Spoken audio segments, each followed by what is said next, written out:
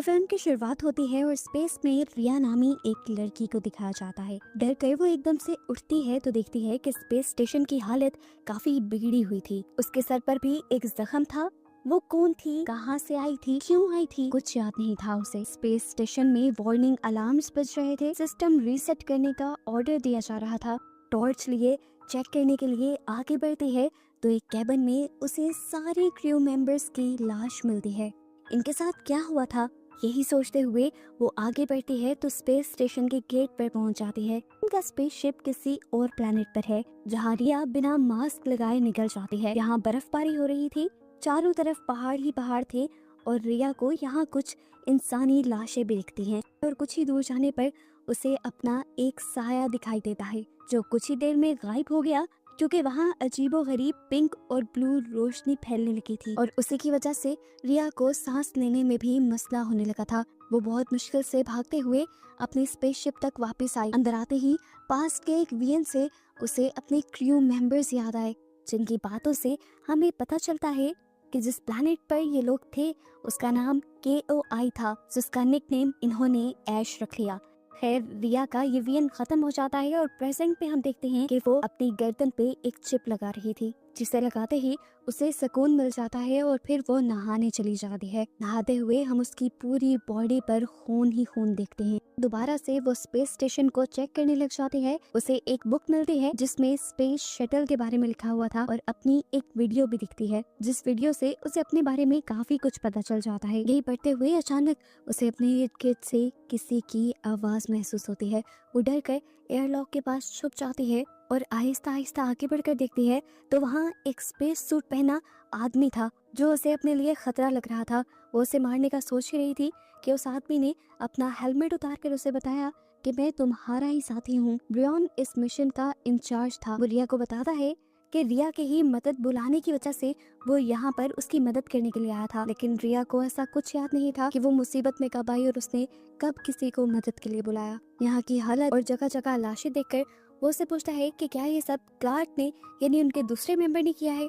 रिया उसकी बात का जवाब नहीं दे पाती तो ब्रियन उसे बताता है कि क्लार्क की वजह से ही तुमने मुझे मदद के लिए बुलाया था, लेकिन रिया को कुछ भी याद नहीं आ रहा था। खैर कुछ देर बाद ब्रियन रिया को एक बेड पे लिटा देता है और एक रोबोटिक मेडिकल मशीन के जरिए उसकी पूरी बॉडी चेक करता है। साथ ही साथ वो रिया को अपने मिशन के बारे में भी याद करवाने की कोशिश करता रहा। वो बताता है कि अर्थ में बहुत ज्यादा पॉपुलेशन होने की वजह से ये लोग इंसानों के रहने के लिए एक नया प्लैनेट ढूंढने के लिए निकले थे। यह उनका पहला मिशन नहीं था, पहले 6 मिशन ये लोग कर चुके हैं जो सब के सब फेल हो चुके थे।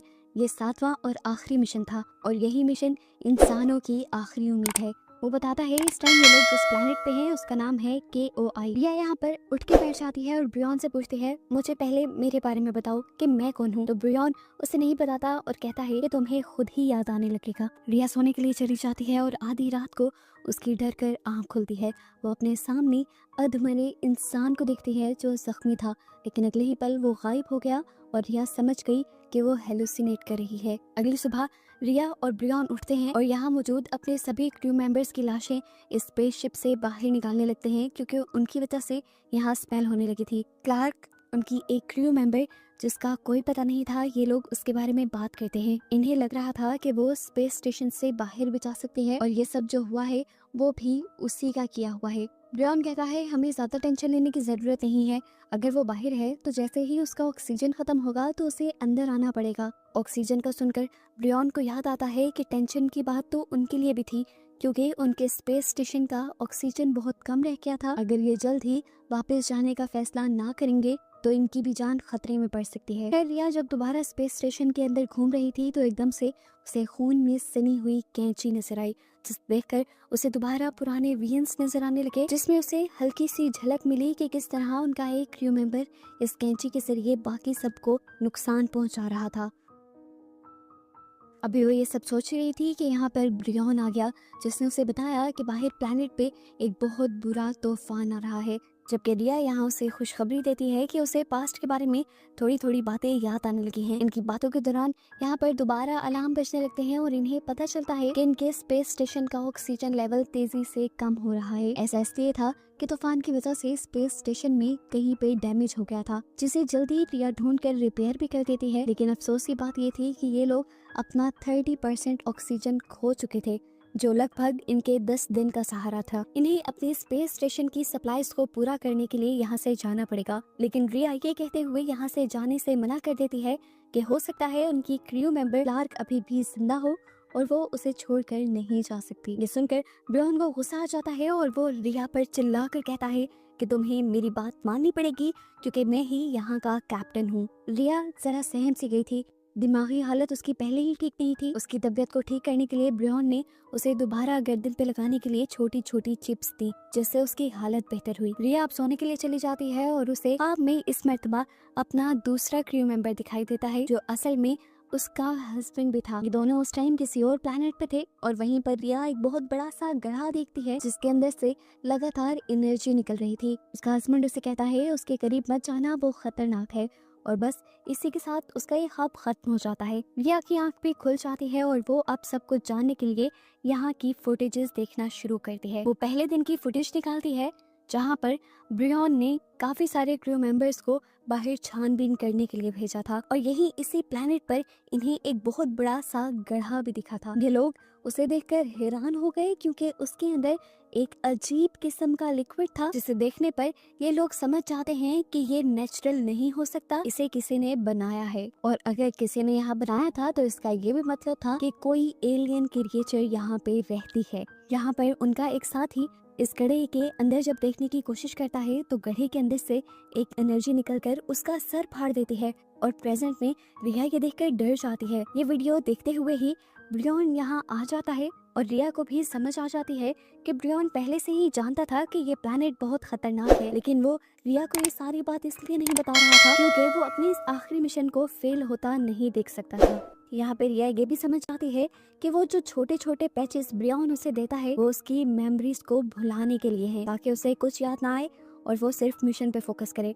लेकिन अब जब रिया को काफी सारे फ्लैशबैक और काफी सारी चीजें याद आ चुकी थी तो उसने फैसला किया कि वो बिना अपनी क्रू मेंबर क्लार्क को छोड़े यहाँ से कहीं नहीं जाएगी। साथ ही वो ये भी पता लगा के रहेगी कि उनके बाकी क्रू मेंबर्स के साथ क्या हुआ था। उसकी ये बात सुनकर ब्रियन उसके गर्दन पर 2 छोटी छोटी और चिप्स लगा देता है और उसे उसके कमरे में सुला देता है। उसके जाते ही रिया अपनी गर्दन से ये पैचेस उतार देती है। ये उतारते ही रिया को एक और फ्लैशबैक आता है जिसमें वो अपने ही हस्बैंड को कैंची से स्टैब कर रही थी। दिखाया गया कि वो काफी बुरी हालत में था, ऐसा लग रहा था कि जैसे वो ज़ॉम्बी बन गया हो। रिया सोचती है कि जरूर वो बाहर से निकलने वाली एनर्जी के पोजेशन में आया होगा, उसके काबू में आया होगा। रिया को याद आ जाता है कि एक को तो उसने खुद ही स्टैब किया था, लेकिन बाकी लोगों के साथ क्या हुआ था ये उसे याद नहीं। रिया को लगता है कि उसकी दूसरी क्रू मेंबर क्लार्क भी उसके हस्बैंड की तरह उस एनर्जी के काबू में आ गई होगी। हस्बैंड को तो उसने खुद खत्म कर दिया था, पर रिया को लग रहा था कि जरूर क्लार्क ने ही बाकी सब क्रू मेंबर्स को मारा होगा। ये बात ब्रियन को बताने के लिए जब वो बाहर जाती है तो उसका सामना हो जाता है क्लार्क से, जो अब स्टेशन वापस आ चुकी है। रिया उससे बचते हुए पूरे स्टेशन में ब्रियन को ढूंढती है, लेकिन अब उसे ब्रियन कहीं नहीं मिल रहा था। वो जल्दी से अपना स्पेस सूट पहनकर उसे ढूंढने के लिए बाहर गई तो वहाँ पर उसे ब्रियन की लाश दिखी। जिस हालत में वो लाश थी, रिया को ज्यादा वक्त नहीं लगा ये समझने में कि उसे मरे हुए काफी वक्त हो चुका है। तो इतनी देर से जिस ब्रियन को वो अपने साथ देख रही थी, आखिर वो कौन था? अभी रिया ये सोच ही रही थी कि क्लार्क उसके पीछे आ गई उसे मारने के लिए। उससे बचने के लिए उससे लड़ते हुए रिया स्टेशन में वापस आ जाती है और क्लार्क अभी भी उसके पीछे पड़ी हुई थी। इससे पहले कि वो रिया को पूरी तरह मार देती, रिया ही क्लार्क के हेलमेट में पानी भर देती है, जिससे सांस घुटने की वजह से वो मारी जाती है। रोबोटिक मेडिसिन डिवाइस से जब रिया क्लार्क को चेक करती है तो उसे पता चलता है कि उसकी बॉडी में तो किसी किस्म की इन्फेक्शन नहीं थी, तो आखिर वो फिर सबको क्यों मार रही थी? रिया की अपनी हालत भी खराब हो रही थी। क्लार्क की बॉडी को उस प्लेनेट पे ही छोड़ने के बाद वो वापस जाने का फैसला करती है, लेकिन अब उसका स्पेस स्टेशन भी काम नहीं कर रहा था। उसकी हालत बिगड़ने लगी। अपनी तबीयत को बेहतर रखने के लिए उसने 2 चिप्स अपने गले पे लगा ली। जहन में इतनी उलझने चल रही थी, हालत उसकी फिर भी बेहतर नहीं हुई। उसने फैसला किया कि अब वो ब्रियन की बॉडी को चेक करेगी और देखेगी कि आखिर उसे मरे हुए कितना वक्त हो गया है। इस रोबोटिक मेडिसिन डिवाइस के जरिए उसे पता चलता है कि ब्रियन भी अब से 51 घंटे पहले यानी लगभग 2 दिन पहले मर चुका था और उसकी मौत उसके सर पे जोरदार होने वाले वार की वजह से हुई थी। इस चीज ने रिया को और भी ज्यादा कंफ्यूज कर दिया, कि आखिर 2 दिन से वो जिसके साथ थी वो कौन था। दोबारा से स्पेसशिप में वार्निंग अलार्म्स बजने लगते हैं और रिया को किसी के अंदर आने की आवाज सुनाई देती है। ये एलियन भी हो सकता था। बड़े एहतियात से रिया चेक करने के लिए जाती है तो उसे दोबारा जिंदा ब्रियन नजर आता है। ब्रियन की लाश तो वो अभी देख कर आई थी। सामने कौन था वो बुरी तरह डर गई। तब इस ब्रियन ने बताया कि मैं तो तुम्हारी सोच का एक हिस्सा हूँ। रिया उसकी बात नहीं समझ पाती तो ये ब्रियन उसके सर के जख्म के अंदर दोनों उंगलियां डाल देता है और यहाँ से सीन्स एकदम से फ्लैशबैक में चले जाते हैं। वो दिन हमें दिखाया जाता है जिस दिन इनका स्पेसशिप इस प्लैनेट पे लैंड किया था। यहाँ आते ही सबसे पहले उन्हें वो गड्ढा दिखा जिससे पहले ही इनके स्पेस स्टेशन ने किसी एनर्जी के तौर पे सेंस कर लिया था। इनका एक क्रू मेंबर जैसे ही उस गड्ढे के अंदर झांकता है तो किसी मेट्रॉइड की तरह एनर्जी की रेज उसके ऊपर हमला कर देती हैं और वो वहीं मारा जाता है। यहाँ था इन सब के लिए बहुत ज्यादा शॉकिंग था। ये सब लोग फौरन अपने स्पेस स्टेशन के अंदर आ जाते हैं। खैर इन्हें अपने मिशन को नहीं भूलना था। इन्हें इस प्लैनेट की जांच करनी थी और इसे इंसानों के रहने के काबिल बनाना था। साइंटिस्ट हर रोज यहाँ की रिसर्च पे लग जाते हैं और यहाँ इन्हें छोटा सा पैरासाइट मिलता है। एक अजीब और सबसे डिफरेंट बात ये थी, ये था तो एक जिंदा जानवर, एक जिंदा पैरासाइट, लेकिन इसके अंदर मेटालिक प्रॉपर्टीज भी थी। आसान लफ्जों में कहें तो ये एक ही वक्त में एक जानवर की तरह भी बिहेव कर रहा था और एक रोबोट यानी एक मशीन की तरह भी बिहेव कर रहा था। ये लोग इस पैरासाइट के ही जरिए पता चलाने वाले थे कि इंसान यहाँ पर जिंदा रह सकते हैं कि नहीं। रिया जो कि साइंटिस्ट थी वो इस पैरासाइट पर एक्सपेरिमेंट्स करना शुरू कर देती है। वो इस पैरासाइट का एक छोटा सा टुकड़ा काट कर एक ट्रे पे रख देती है। वो चेक करना चाह रही थी कि ये खुद से बढ़ेगा या नहीं, लेकिन ये पैरासाइट उनकी सोच से भी तेजी से बढ़ता है। पीछे से रिया के हस्बैंड ने नोटिस कर लिया था और वो यही बात रिया को बताने ही आ रहा था कि एकदम से वो पैरासाइट बहुत बड़ा होकर उसके नाक के अंदर चला गया और उसकी बॉडी में जाते ही उसने उसके दिमाग के ऊपर कंट्रोल कर लिया। इसीलिए वो फौरन रिया के ऊपर हमला कर देता है और रिया अपने आप को बचाने के लिए अपने इस साथी को ही कैंची से स्टैब करते हुए मार देती है। अब ये पैरासाइट जो उसके हस्बैंड के अंदर था वो जल्दी से निकलकर उसके साथ खड़े एक दूसरे क्रू मेंबर के अंदर चला जाता है और अब उसके दिमाग पे भी वो कंट्रोल कर चुका था। अब ये आदमी रिया के ऊपर हमला करने ही वाला था कि रिया को बचाने के लिए यहाँ पर क्लार्क आ गई। रिया पहले ही पीछे गिर चुकी थी। उसने फौरन ब्रियन को आवाज दी क्लार्क की मदद करने के लिए और उस मॉन्स्टर को खत्म करने के लिए। ब्रियन जैसे ही यहाँ पर आता है तो वो मॉन्स्टर बना इंसान ब्रियन के ऊपर ही हमला कर देता है और उसके सर पे पीछे से स्टिक मारते हुए उसे भी यहाँ मार देता है। इससे पहले कि अब वही मॉन्स्टर बना इंसान क्लार्क के ऊपर भी हमला कर देता, रिया क्लार्क को यहाँ से बाहर भेज देती है, जबकि यहाँ ये मॉन्स्टर बना इंसान अब अपने दिमाग की ताकत से ही रिया को पोजेस करते हुए उसे अपने पास बुलाता है और उस पर हमला करने ही वाला होता है कि रिया को होश आ जाता है और वो उसे भी स्टैब करके मार देती है। लेकिन उसके अंदर का मॉन्स्टर नहीं मरता और वो उस आदमी के दिमाग से निकलकर अब रिया के सर के चोट के अंदर चला जाता है और रिया के पूरे जिस्म को कंट्रोल में ले लेता है। यानी ट्विस्ट ये था, इन्फेक्टेड असल में क्लार्क नहीं थी बल्कि रिया थी और इसी पैरासाइट के दिमाग को कंट्रोल करने की वजह से रिया अपनी सारी मेमोरी भी भूल चुकी थी। सीन्स प्रेजेंट में आते हैं और हम देखते हैं कि उस पैरासाइट ने पूरी तरह से रिया के माइंड पे कंट्रोल किया हुआ था।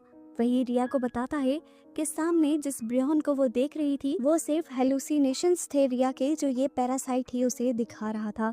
ये पैरासाइट उसे बताता है कि इंसानों ने पहले अर्थ को तबाह कर दिया और अब वो इस प्लैनेट को भी बर्बाद करने के लिए यहाँ पे आना चाहते हैं। हालांकि इंसान गलत है, इंसानों को तो खत्म हो जाना चाहिए। इस पैरासाइट ने ही रिया को कंट्रोल करते हुए क्लार्क को भी मरवा दिया था, क्योंकि ये पैरासाइट यानी ये एलियंस भी एक मिशन पे थे। वो रिया के साथ अर्थ पर जाने की प्लानिंग कर रहे थे और इंसानों को नुकसान पहुँचाने का भी प्लान कर रहे थे। वो सारे इंसानों को इसलिए नुकसान पहुंचाना या मारना चाहते हैं ताकि इंसान उनके प्लैनेट पर आकर उसे खराब न कर दें। एक इंटरेस्टिंग बात इस एलियन पैरासाइट के बारे में ये पता चलती है कि ये एलियन पैरासाइट किसी भी जानदार यानी लिविंग थिंग के साथ भी कनेक्शन बना सकता था और मशीन्स के साथ भी।